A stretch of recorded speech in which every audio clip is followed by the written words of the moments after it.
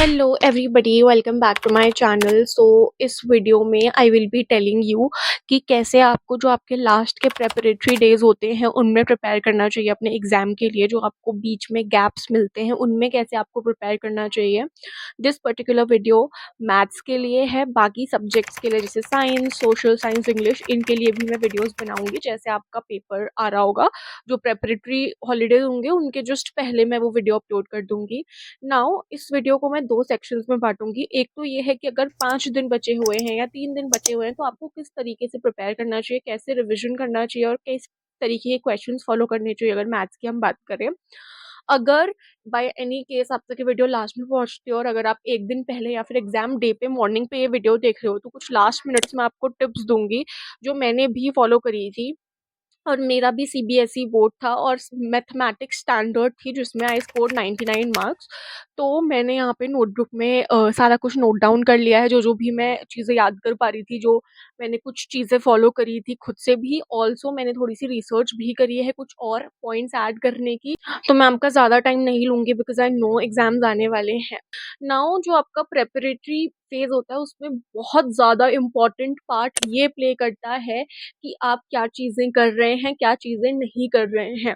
क्या करना है तो सबको पता होता है, बट क्या छोड़ के जाना है वो बहुत ज़्यादा इम्पोर्टेंट होता है बिकॉज़ द रियलिटी इज़ कि आप सारा कुछ नहीं कर सकते हो। हमेशा एग्ज़ाम के जस्ट पहले आपको हमेशा ये लगता रहेगा कि ये छूट गया, ये छूट गया, ये छूट गया, and that is the reality.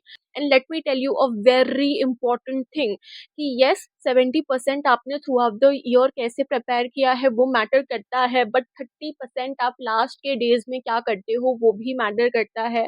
क्योंकि आपकी जो मेमोरी रिटेंशन होता है वो लास्ट के डेज़ का आपको ज़्यादा याद रहता है कंपेयर टू आपने पहले क्या पढ़ा हुआ है। सबसे पहले तो कहाँ से पढ़ना है, चाहे आपकी मैथमेटिक्स बेसिक हो, स्टैंडर्ड हो, you have to stick to NCERT at least in the last few days. अगर मैं अपना बताऊं, मैंने एनसीईआरटी के बाहर रेयरली कुछ क्वेश्चंस किए थे, 1-2 चैप्टर के मैं कभी-कभी कर लेती थी, लेकिन फिर I used to come back to NCERT. मैंने 5-6 टाइम्स तो कंप्लीटली एनसीईआरटी करी ही होगी मैथ्स की।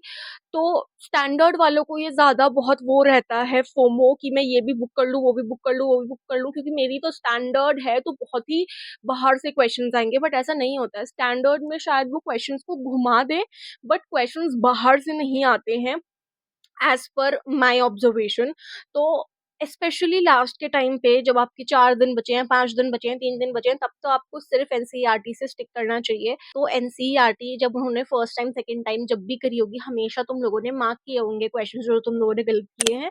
तो बार-बार हर चैप्टर के वो क्वेश्चंस करते रहो, और जिनकी स्टैंडर्ड है वो साथ-साथ में एग्ज़ाम्पलर के क्वेश्चंस भी कर सकते हैं, क्योंकि आपका एग्ज़ाम्पलर से भी आ सकता है, बट आएगा एनसीईआरटी से ही। अगर आपके पास एनसीईआरटी एग्ज़ाम्पलर नहीं है तो आपको गूगल पे आसानी से पीडीएफ मिल जाएँगी इनकी अपलोडेड। उसके बाद तो मैंने आपको क्वेश्चंस तो बता दिए कि जो स्टार मार्क्ड आपके क्वेश्चंस हैं आपको वही करने हैं, कौन-कौन से एक्सरसाइज़ेज़ के, एग्ज़ाम्पल्स के, जहाँ-जहाँ के भी आपको सब करने हैं। जहाँ तक लगता है आपके पास फ़ॉर्मूला शीट्स रेडी होंगी हर एक चैप्टर की, जिन-जिन में फ़ॉर्मूलाज़ हैं और जिन-जिन में कुछ थ्योरम्स हैं, जैसे ट्रायंगल्स वगैरह चैप्टर, उनकी जो मेजर थ्योरम्स हैं वो आपके पास लिखी हुई होंगी। इन एनी केस नहीं है तो आप अभी भी कर सकते हो, आप सारे चैप्टर्स के फॉर्मूलाज और वो सब पढ़ो, चैप्टर नेम डालो और उनको लिखो।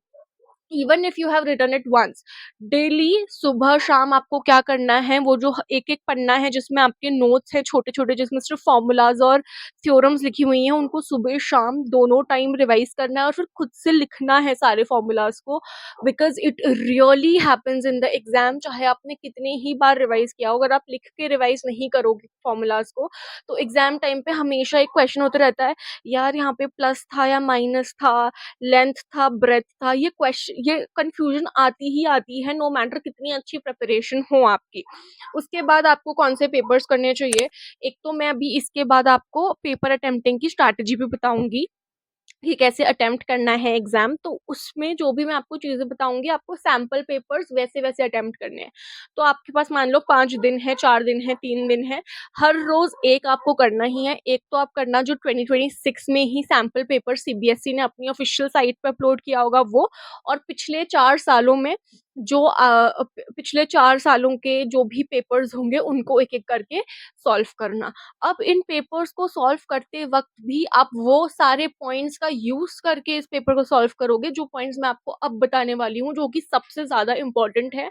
And I can guarantee you कि ये अगर आप फॉलो कर लोगे तो आपके 5 से 6 इवन मोर मार्क्स आपके बच सकते हैं। Okay, so when we talk about कि आपको एग्जाम अटेम्प्ट करते वक्त क्या स्ट्रैटेजीज फॉलो करनी चाहिए, ये मैं आपको बहुत अच्छी टिप्स दे रही हूँ। मतलब I have followed them in all the exams, और इससे मेरा टाइम मैनेजमेंट हमेशा अच्छा होता था। और मेरे साथ कभी भी ऐसा नहीं होता था कि मेरा एग्जाम टाइम के बहुत पहले ख़त्म हो जाए या फिर ख़त्म ही ना हो पाए। मेरा हमेशा ऑन टाइम ही फिनिश होता था। मैं एंड तक लिख ही रही होती थी एंड स्टिल मेरा कुछ भी स्किप नहीं होता था। ऐसा कैसे होता था? मैं अपने टाइम को सेक्शंस में डिवाइड कर लेती थी। हर सेक्शन को एक टाइम अलॉट करो और ट्राई करो कि वो सेक्शन उतने ही टाइम में फिनिश हो। जैसे कि अब मैं आपको एक रफ सा ब्लूप्रिंट देती हूँ कि कैसे आपको टाइम असाइन करना है। ठीक है, जैसे आपका मैथ्स के लिए सेक्शन ए है, उसमें 18 क्वेश्चंस होते हैं और हर क्वेश्चन 1 मार्क का होता है। तो आप इसमें 30 मिनट्स लगा लो कि आप 30 मिनट्स में कंप्लीट करोगे। आपको 1 मिनट से ज़्यादा मिल रहा है for every question, which is more than enough. 30 से 35 मिनट्स आप लगा लो कि आप सेक्शन ए को दोगे। 30 टू 35 मिनट्स में आपका सेक्शन ए कंप्लीट होना ही चाहिए। अगर आपका इतने टाइम फ्रेम में खत्म हो जाता है, वेल एंड गुड। अगर नहीं हो पाता है, 5 मिनट एक्स्ट्रा भी लग जाते हैं, तो भी आप नेक्स्ट सेक्शन को जितना टाइम सोचा है उतना टाइम देना। किसी क्वेश्चन पे ज़्यादा अटको, 1 मिनट से ज़्यादा हो जाए, आपको क्लिक ही नहीं हो रहा है, मूव ऑन, दूसरे क्वेश्चन में जाओ। क्योंकि कई बार ऐसा होता है ना, आप दूसरा क्वेश्चन कर रहे होते हो और आपको दूसरा क्वेश्चन करते वक़्त क्लिक हो जाता है कि अच्छा ये वाला ऐसे हो सकता है। Just don't wait and brainstorm. वो ब्रेनस्टॉर्मिंग आपकी चलती रहती है, आपको रियलाइज़ नहीं होता। आपको ऐसा लगता है कि आप तो अगला क्वेश्चन कर रहे हो, तो मैं पुराने क्वेश्चन का नहीं सोच रहा हूँ, बट आपके सबकॉन्शियस में वो क्वेश्चन चल रहा होता है और आपको किसी भी पॉइंट पे वो हिट कर सकता है। तो जो भी क्वेश्चन आप अटको, वो क्वेश्चन बाद में ही करना। फिर जैसे हमने सेक्शन ए मान लिया 18 क्वेश्चन हैं, तो आप 30 टू 35 मिनट्स दोगे। सेक्शन बी होता है, ये मैं आपको बता रही हूँ एज़ पर आपका जो सैंपल पेपर रिलीज़ हुआ है सीबीएसई का, और 21 टू 25 तक भी होते हैं, जिसमें 5 क्वेश्चन्स होते हैं। अब ये 2 मार्क्स ईच के हैं, इनको आप 25 मिनट्स दे दो। फॉर एग्ज़ाम्पल ये 2 मार्क्स के हैं, हर क्वेश्चन को रफली साढ़े 3-4 मिनट लग मिल रहा है and this is more than enough. अब ऐसा नहीं है कि हर क्वेश्चन आपका इतनी जल्दी खत्म होना चाहिए, ऐसा भी हो सकता है किसी क्वेश्चन में आपको ज़्यादा टाइम लगे, किसी क्वेश्चन में आपको कम टाइम लगे। फिर जैसे सेक्शन सी है आपका, जो 26 टू 31, यानी कि उसमें 6 क्वेश्चंस होते हैं, इसमें आप 35 मिनट्स ले सकते हो। सेक्शन डी है आपका, जो कि 5 मार्क ईच होते हैं, इसमें 4 क्वेश्चंस होते हैं। तो अगर आप हर क्वेश्चन को 10 मिनट दोगे, it is enough for 5 mark का क्वेश्चन। 10 मिनट बहुत होते हैं, तो भी आपका 40 मिनट्स में ये हो जाएगा। और अगर आप सेक्शन ई देखो, तो वहाँ पे आपके 3 क्वेश्चन होते हैं जो 4 मार्क ईच होते हैं। स्टिल इनको हम 10 मिनट दे देते हैं क्योंकि केस बेस्ड होते हैं और पढ़ने में काफ़ी ज़्यादा टाइम लग जाता है। तो इसमें आपको 30 मिनट्स ले लेने हैं, हर क्वेश्चन को 10 मिनट्स। ऐसा करने के बावजूद भी आपके 20 मिनट्स, 25 मिनट्स रिमेनिंग होंगे। अब इसमें एक तो आपका कौन-सा पार्ट इंक्लूड हो जाएगा, किसी में अगर इन केस ज़्यादा टाइम लग गया तो वो इंक्लूड हो जाएगा, वैसे तो ऐसा होता नहीं है। प्लस आप एग्ज़ैक्टली ये टाइम स्टैम्प्स नहीं फॉलो करना, आप अपने हिसाब से करना। हो सकता है किसी को केस बेस में ज़्यादा टाइम लग जाता हो सकता है किसी को एमसीक्यू में ज़्यादा टाइम लग जाता हो। अगर ज़्यादा टाइम लग भी जाता है तो भी पैनिक नहीं करना है, बट अगर आप अपने माइंड में सेट कर लोगे तो हमेशा हो ही जाएगा कंप्लीट। 5 मिनट एक्स्ट्रा भी लग जाए तो भी पैनिक नहीं करना है, क्योंकि आपको याद रखना है कि आपका एंड में जो सरप्लस टाइम है वो भी रह रहा है, तो हम उससे बैलेंस आउट कर सकते हैं। तो पैनिक बिल्कुल नहीं करना है पूरे एग्जाम के बीच में। नेक्स्ट चीज़ ये है कि आप लोग स्टार्टिंग में ही जब रीडिंग टाइम होता है, तभी क्वेश्चंस को मार्क कर लो कि ये ईज़ी है, मुझे पता है क्या-क्या स्टेप्स फॉलो करने हैं, I just have to solve it. फिर कौन से मीडियम है, मतलब मैं इसको कर सकता हूँ, कर सकती हूँ, but I will have to थोड़ा-सा दिमाग थोड़ा ज़्यादा लगाना पड़ेगा, वो मार्क कर लो। प्लस कौन से ऐसे हैं जिनको समझ ही नहीं आ रहा है करना क्या है, उनको आप रीड कर लेना अच्छे से, लेकिन जब उस क्वेश्चन पे आओ 1 मिनट लगाओ, उस वक़्त समझ आ रहा है तो आ रहा है, वरना मूव ऑन। क्यों, एक और चीज़ जो मैथ्स के पेपर में बहुत सारी गलतियाँ करते हैं कि माइंड में सॉल्व करने लग जाते हैं जो छोटे क्वेश्चंस होते हैं, और माइंड में जो आंसर निकलता है उसको टिक कर देते हैं। ऐसा नहीं करना है, ऑलवेज़ राइट लिख करके ही करो, क्योंकि माइंड में कभी-कभी गलती भी हो सकती है रश में। तो ऐसे हैस्टी डिसीजंस नहीं लेने हैं एग्ज़ाम में। बाद एक बहुत इंपॉर्टेंट चीज़ कि एक तो आपको यूनिट्स लिखनी है, प्लस हर एक क्वेश्चन में मेजरली जो 4 मार्क 5 मार्क के क्वेश्चंस होते हैं और जो प्रूफ वाले क्वेश्चंस होते हैं, जैसे भी क्वेश्चन है उन सब में आपको 3 बहुत इंपॉर्टेंट चीज़ें लिखनी है, क्योंकि सीबीएसई में स्टेप मार्किंग होती है। सबसे पहले आप लिखोगे गिवन, फिर आप उस नीचे लाइन्स में लिखोगे आपको क्या-क्या दे रखा है क्वेश्चन में। दे रखा है जैसे फॉर एग्जांपल एक ट्री है, उसकी हाइट इतनी दे रखी है, एक स्लैंटिंग वो है, लैडर है, वो ऐसे उसके टिप से नीचे तक आ रही है ग्राउंड तक, उसकी लेंथ इतनी है, बताओ जो बेस है लैडर का और जो बेस है आपकी ट्री का वो कितनी दूर है। तो आप गिवन में लिख लोगे कि given that the height of the tree is this, the length of the ladder is this. फिर आप लिखोगे टू फाइंड, क्या निकालना है, या फिर टू प्रूव, क्या प्रूफ करना है। टू प्रूफ में मान लो आपको प्रूफ करना है कि ये एक इक्विलेटरल ट्राइंगल है, तो लिखो टू प्रूफ, कॉमा करके नेक्स्ट लाइन में लिखो that this particular triangle is an equilateral triangle. उसके बाद आपको लिखना है वी नो। जैसे इक्विलेटरल ट्राइंगल में आपको क्या पता है कि ऑल साइड्स आर इक्वल, सारे एंगल 60 डिग्री के होते हैं, तो ये चीज आप लिख सकते हो। और जो ट्रिग्नोमेट्री वाला क्वेश्चन है उसमें आप वी नो में लिख सकते हो फॉर्मूला, वो परपेंडिकुलर हाइपोटेन्यूज और बेस वाला फॉर्मूला। क्योंकि आप अगर ये सारी चीज़ें लिख लोगे, तो फिर उसके बाद आपको क्लियरली स्टेप में मार्किंग मिल जाएगी। इवन इफ ऐसा होता है कोई क्वेश्चन आप आगे पूरा सॉल्व नहीं कर पाए हो, स्टिल आपको स्टेप्स में आधे से ज़्यादा मार्क्स मिल जाते हैं, क्योंकि सीबीएसई में स्ट्रिक्टली स्टेप मार्किंग होती है।